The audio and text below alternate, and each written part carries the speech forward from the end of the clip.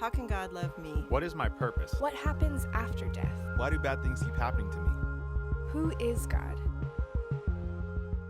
Hi, everyone, and welcome to this week's edition of Ask GHCC. This week, our question comes right out of the news in a hot-button issue that's going on down in Kentucky, where Kim Davis, the local city clerk, refused to issue a wedding license to same-sex couples, as was mandated by law. The question was, should Christians support Kim Davis's decision to not issue those licenses? Well, first of all, I think in some ways this might fall under a Romans 14 situation, where the Apostle Paul said that whatever is not of faith is sin. In other words, we need to have convictions, and we need to follow those convictions as what we truly believe to be true. Kim Davis believes that same-sex marriage is wrong, and she's right about that. In God's eyes, it is wrong, no matter what laws are passed. She has a personal conviction that for her to issue a license in some way supports what she believes to be wrong.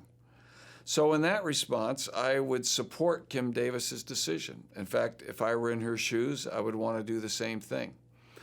But in the same regard, there could be some who would say, I'm just issuing a license, I'm fulfilling my role and my obligation and my elected duty as a city clerk, and so I'm not violating God's word in any way, I'm not endorsing same-sex marriage, I'm just fulfilling my responsibility. That's what makes Romans 14 so important, that we follow our conscience on these issues.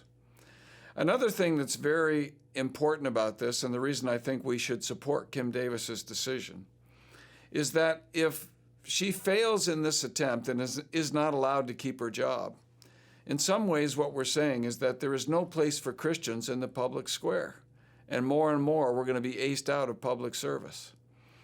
Kim Davis took that job as a Christian, elected. Not having same-sex marriage is part of the issue.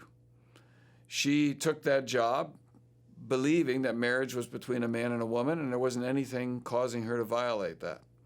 I would say that today, if Kim Davis were running for that office, unless provision was made for her to accommodate her objection, she shouldn't run for the office knowing that she'll be required ahead of time. So it's a bit different when it was changed while she's in office. It'd be very much like the Muslim stewardess who's now suing the airline because she's required to serve drinks. My response to her would be, if you knew the job required you to serve drinks, why did you apply for that job? So it's a long way of saying God makes provision for us to live by our convictions. Kim Davis has done that, and I think Christians should support her in it, because I think the stand she's taking is a healthy one and will bring the issues even more to light. How can God love me? What is my purpose? What happens after death? Why do bad things keep happening to me? Who is God?